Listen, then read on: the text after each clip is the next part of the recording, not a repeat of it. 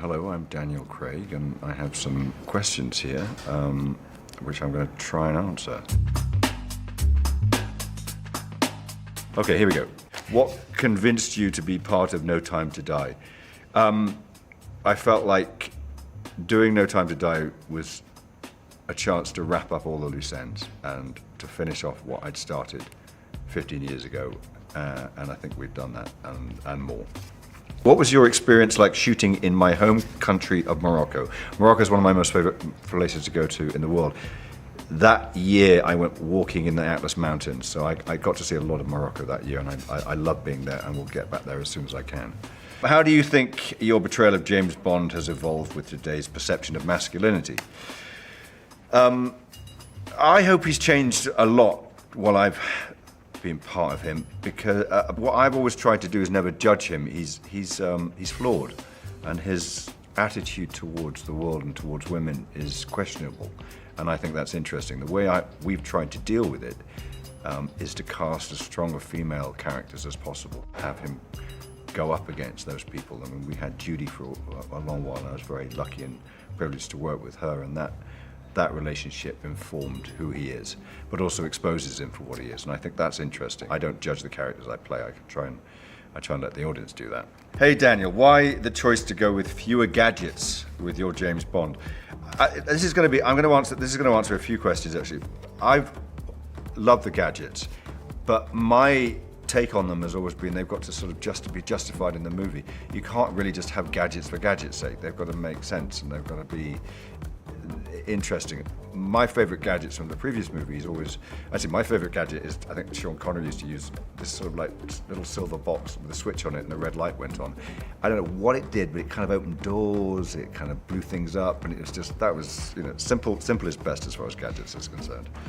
Daniel, have you been injured a lot while filming these movies? Which is the worst injury in here? I have, but that's just par for the course. It's a physical role, and I get bashed up, and in fact, I get injured, but the stunt team get injured all the time, and thankfully we all walk away, and that's all that matters. I broke my ankle on the last movie. I broke my leg on the previous movie. I'm still here. Why have there been longer intervals in between James Bond movies during Daniel Craig's era? Because I broke my leg. Curious to know what stunt from your time as Bond you are most proud of, and what's your favorite stunt from the series? My favorite stunt I've done. There's a few on No Time to Die I'm very proud of, but probably the whole sequence that we filmed in Venice on Casino Royale, and not least of all because that wasn't a lot of stunt work, but Chris Corbett, who designs our physical effects, so that's the things that everything that blows up and everything that, you know, like, and he designed the sinking Venice house, which was a Venice house that sank into water and then reset and kept going. So we had to be filming in that, and I had to be jumping off things and flying into water. So I'm most proud of that, probably because it's my first movie, and it just was one of the most incredible sets I've ever been on. What has been your favorite outfit as your time as Bond, and which fit from the past is your all-time favorite? Connery knew how to wear a suit.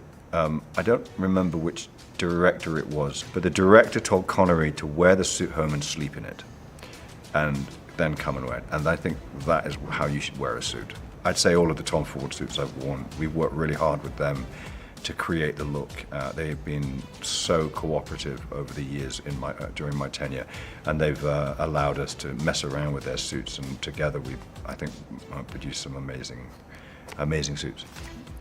Trunks, yep. Are you as obsessed with them as your fans are? No.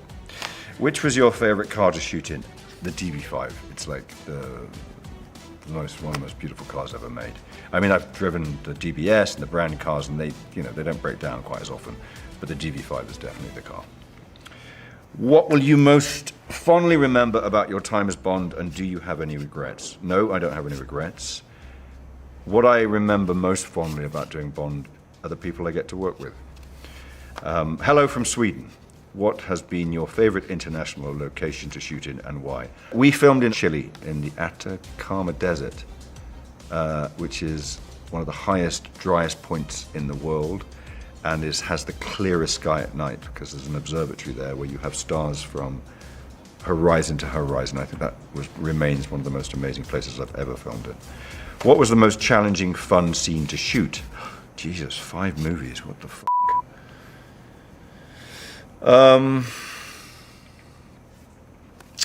The crane sequence in Casino was one of the most challenging and fun scenes because when I started Casino Royale, I was afraid of heights.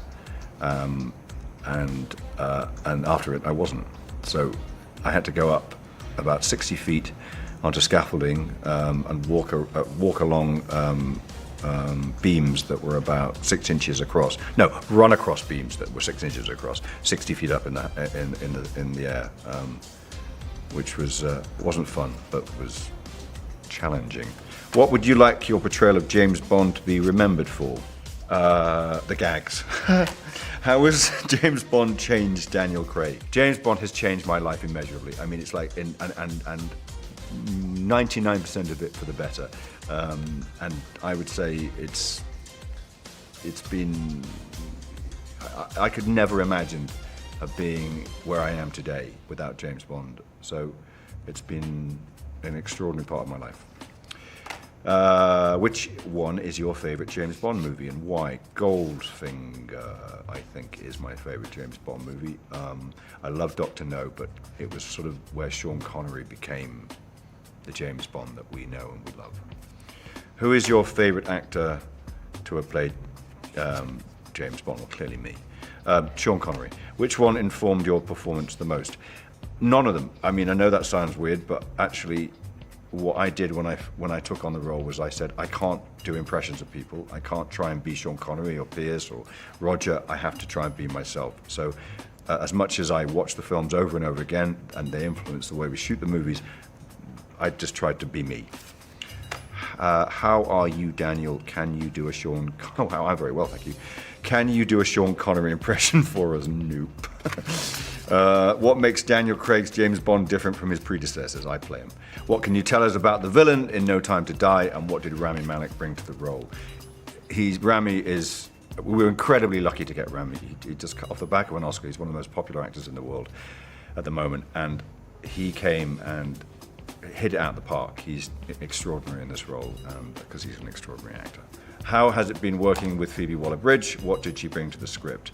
She's one of the most talented writers around, and we were incredibly lucky to have her. Is there anything else you'd like to add? No, Jesus.